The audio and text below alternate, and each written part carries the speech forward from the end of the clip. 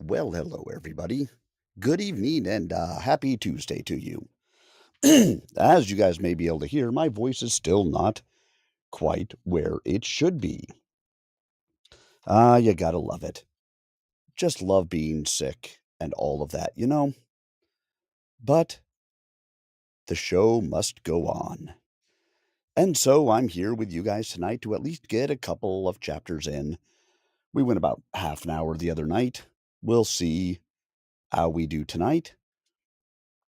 But I hate just stopping the read. I want to make sure that I'm here and reading for you guys.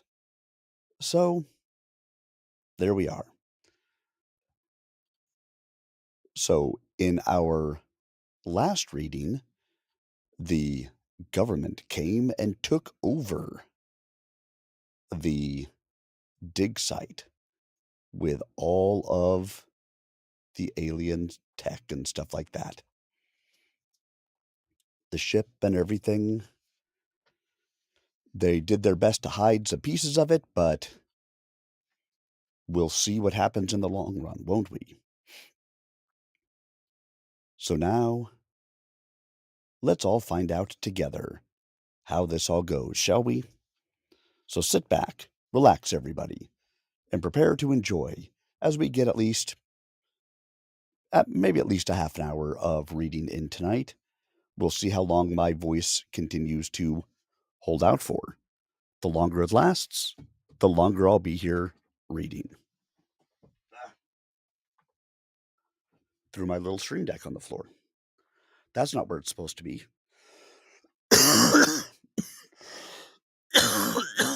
Excuse me, everyone. All right, everybody.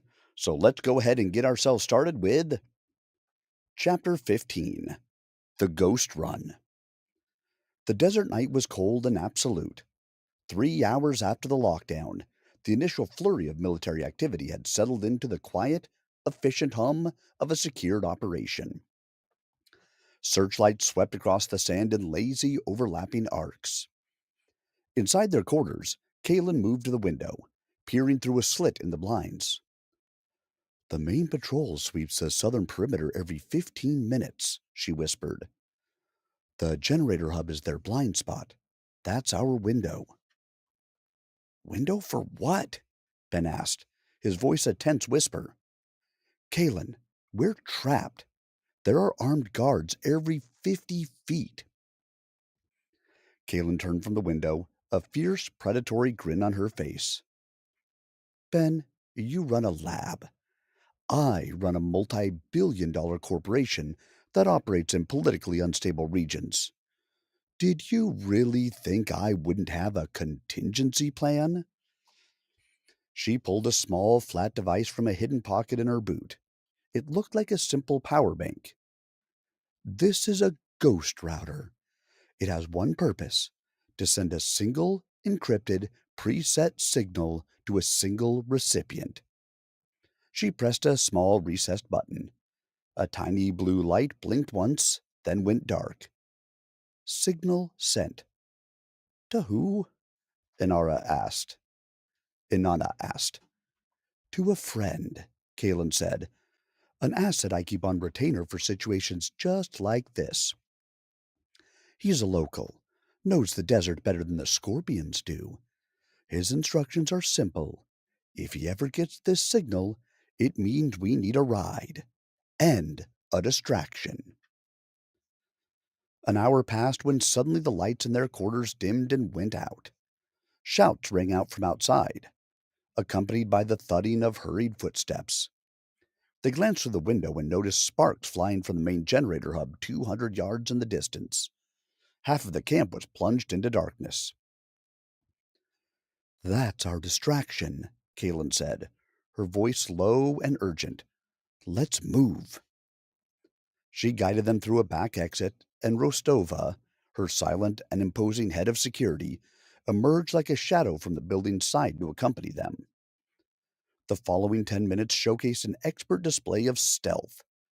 Kalen and Rostova moved with a fluid, predatory elegance, ushering the two academics from one dark spot to another. Ben's heart pounded in his chest. each crunch of sand beneath his feet sounding as loud as a cannon shot. He tightly held onto the duffel bag that contained his laptop with all the logs from this seized dig site. They arrived at the southern boundary, where a towering barrier of razor wire stretched above them. Rostova swiftly got to work, pulling out a pair of specialized cutters. With two quiet yet forceful snips, she opened a space just wide enough for them to slip through. They were out, but they were in the middle of a vast empty desert. "What's next?" Ben gasped, his eyes sweeping across the horizon. As if on cue, a pair of faint headlights appeared in the distance, bouncing through the dunes. It wasn't a military vehicle.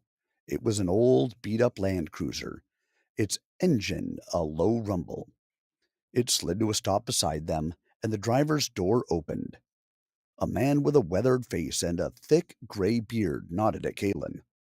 "You're lit," he said in heavily accented English, his voice like gravel.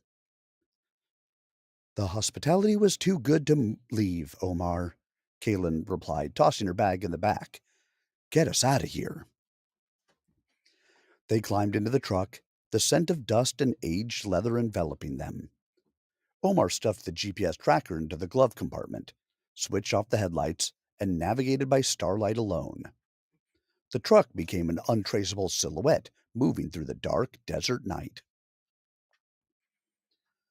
Ben glanced back over his shoulder, watching until the captured dig site became nothing more than a faint, mocking glow on the horizon. A profound sense of loss, sharp and almost tangible, constricted his chest like an iron vise.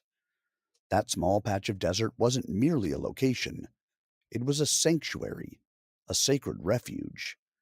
It was a place where the universe had unfurled its secrets to him, where the Sentinel had whispered its ancient wisdom, where the ethereal shadows of his ancestors had tread softly through history.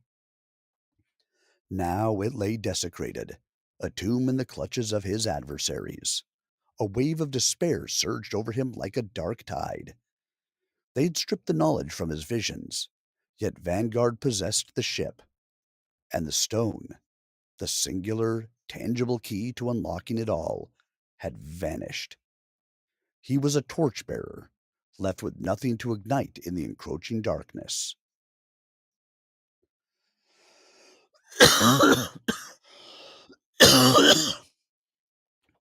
All right, chapter 15 down. Let's move on to chapter 16. Hopefully, the voice isn't throwing you guys off too much tonight. We live in a world of reality, do we not? Here we go. Chapter 16: The Cradle of Civilization. Hours bled into one another as the land cruiser carved a silent path through the deep desert. The adrenaline of the escape had long since evaporated, leaving a bitter residue of exhaustion and defeat. The faint glow of the captured dig site had vanished, and with it, any sense of direction. They were fugitives in an ancient land, running from a behemoth who wielded the power of a shadow government. Inanna was asleep, her head resting against the cool glass of the window. A brief escape from the impossible reality of their situation. Kalen, ever the sentinel, sat beside Omar, her eyes scanning the dark horizon, her mind clearly working through logistics and contingencies. Ben stared out at the endless sea of sand and felt the full weight of his loss. The despair he'd felt in the first moments of the escape had now settled into a profound, hollow ache. The Sentinel, the ship, Keats, the stone. Every tool, every connection to the truth he had just discovered had been severed. He was a torchbearer with nothing left to light, a prophet whose holy site had been desecrated before he could even share the gospel. "He has it all," Ben whispered into the quiet hum of the engine, the words tasting like ash. "Everything." Kalen heard him. She turned from the front seat, her face grim in the faint green glow of the dashboard. Not everything, she countered, her voice low but firm. He has the hardware, but he doesn't have the operator. He has the ship, but he doesn't have the bloodline. He's missing the most important pieces of the puzzle. What good is a key without a lock? Ben shot back, the despair making his voice sharp. We have nothing, Kalen. Nowhere to go. We're just running. Then we stop running and we start hunting, she replied, her intensity cutting through his gloom. In your visions, you saw the network. You saw the fracture. Think, Ben. The rebels didn't just disappear. They went somewhere. Where did they take the other pieces? The question sliced through Ben's despair like a flash of lightning. He closed his eyes, pushing past the pain and focusing on the chaotic memories from the Sentinel's archive. He saw a flash of the great fracture, not the battle, but the aftermath, the panicked flight, the stolen tools, a different sky, a different architecture, a ziggurat. His eyes flew open. They didn't go far, he said, his voice charged with newfound urgency. They headed east, Mesopotamia. He turned to Kalen, his thoughts racing as a glimmer of hope overshadowed his despair. If Giza was their power source, then Mesopotamia was their experimental ground.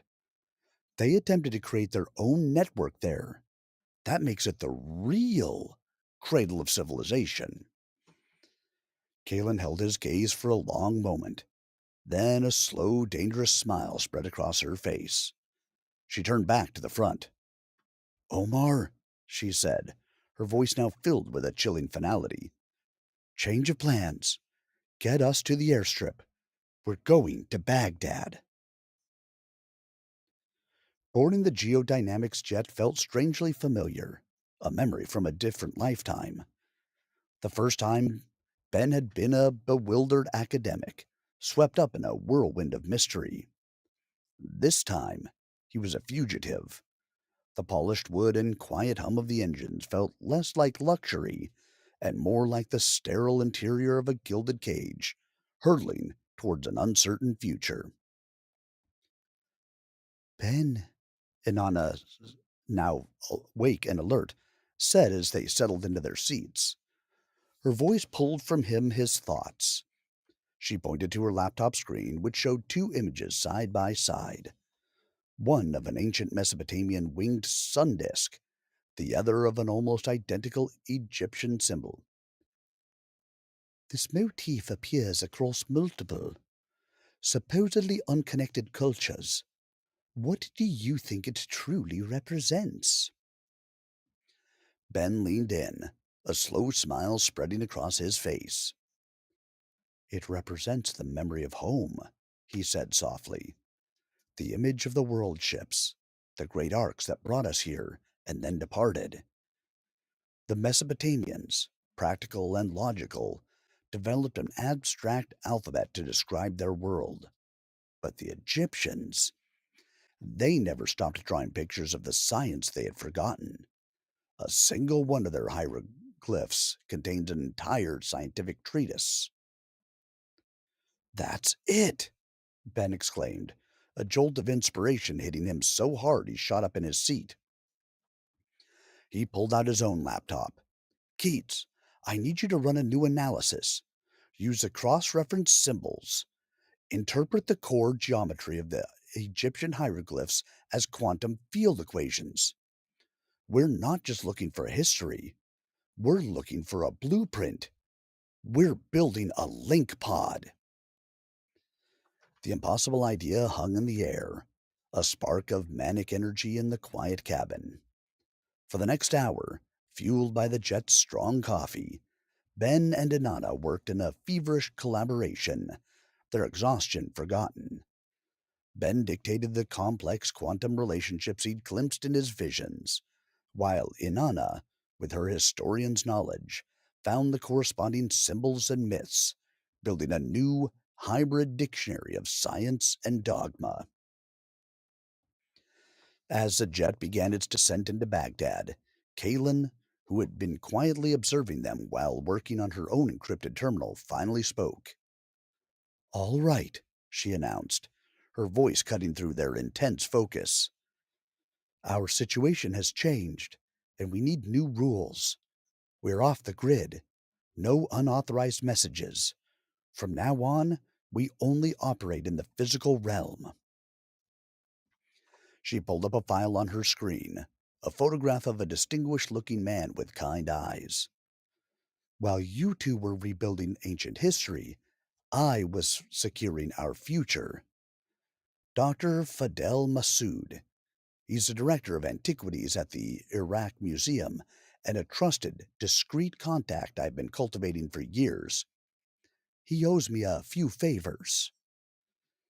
She zoomed in on a satellite map, pointing to a location outside Baghdad. For the last decade, Massoud has been overseeing a number of digs. Most are public knowledge, but one, she said, her voice dropping, is a top secret excavation. He has hinted at anomalous findings for years, things he couldn't explain or publish. While we were in the air, I sent him a single encrypted image, a cuneiform symbol for sky fire that I saw on your monitor, Ben. She paused, letting the weight of her words sink in. He responded 2 minutes ago. His message had only 2 words. Come now. All right, guys, we are only making it through 2 chapters. I mean, I think you can hear from my voice. It's not going to make it much longer. So I'm sorry for both of these short streams. Hopefully, by this Saturday, my voice is back and we can actually dive back into these the way that we should be. But until then, I definitely didn't want to leave you guys hanging with absolutely nothing. So, even though this is only a 20-minute stream with a couple of chapters done, please, if you have not done so, get out there and listen to the rest of the Sentinel project that we have up there. Check out some of the other books that we've got up there as well. And hopefully my voice will be back by the time I return, Thursday or Saturday. Until then, thank you all so much for everything that you do. Have a wonderful evening, and I'll see you guys soon.